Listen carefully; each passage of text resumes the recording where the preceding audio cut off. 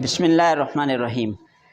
الاستدلال باشارۃ النص، اس میں ہم تین چیزیں پڑھیں گے۔ استدلال باشارۃ النص کی تعریف، مثال، حکم۔ تعریف کیا ہے؟ العمل بما ثبت بنظم النص لغتاً لکنہ، کہ اشارۃ النص میں بھی کیا ہوتا ہے، جو حکم ہوتا ہے وہ الفاظ سے ثابت ہو رہا ہوتا ہے، نفس الفاظ سے ثابت ہو رہا ہوتا ہے، لیکن اس میں دو چیزیں ہوتی ہیں۔ وہ دو چیزیں کیا ہوتی ہے؟ دو قاعدے ہوتی ہیں۔ پہلے نمبر پر تو یہ ہے کہ وہ غیر مقصود ہوتا ہے، کلام اس کے لیے ذکر نہیں کیا جاتا، اور دوسری بات یہ ہے کہ وہ من کل وجہ بھی ظاہر نہیں ہوتا، بلکہ اس کے لیے کیا ہوتا ہے؟ غور و فکر کی ضرورت پڑتی ہے۔ اگر یہ دو قاعدے نہ ہوں تو عبارۃ النص اور اشارۃ النص میں کوئی فرق نہیں ہوگا۔ تو عبارۃ النص اور اشارۃ النص میں یہ دو فروق ہیں۔ ایک اس میں ان دونوں میں جو مابہ الاشتراک ہے وہ کیا ہے کہ دونوں نفس الفاظ سے ثابت ہوتے ہیں۔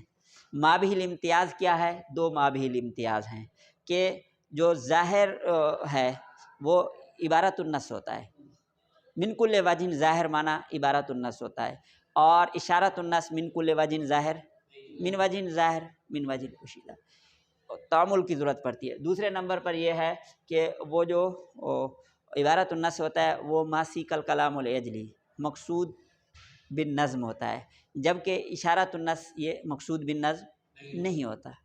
تو یہ ایک مابہ الاشتراک اور دو مابہ الامتیاز۔ تعریف ختم۔ اس کے بعد مثال، وعلی المولود لہ رزقہن وکسوتہن بالمعروف۔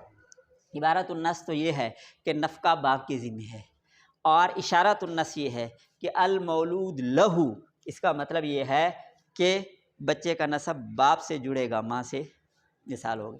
حکم یہ بھی ویسے قطعی ہوتا ہے جیسے عبارۃ النص قطعی ہوتا ہے۔ اشارۃ النص سے ثابت حکم ویسے قطعی ہوتا ہے جیسے عبارۃ النص سے ثابت ہوتا ہے، الا عند تعارض۔ ہاں، تعارض کے وقت پھر کس کو ترجیح ہوتی ہے؟ عبارۃ النص کو، اشارۃ النص کو نہیں ہوتی۔ اس کی مثال یہ ہے، حدیث شریف میں ہے، تقعد احداہن فی بیتہا شطر عمرہا لا تصلی، ٹھیک ہے، کہ عورت ناقصات العقل والدین، تو ناقصات الدین کیسے ہیں؟ کہ تقعد احداہن فی بیتہا شطر عمرہا، کہ اپنی عمر کا ایک شطر، شطر معنی کیا ہوتا ہے؟ نصف، شطر کا معنی کیا ہوتا ہے؟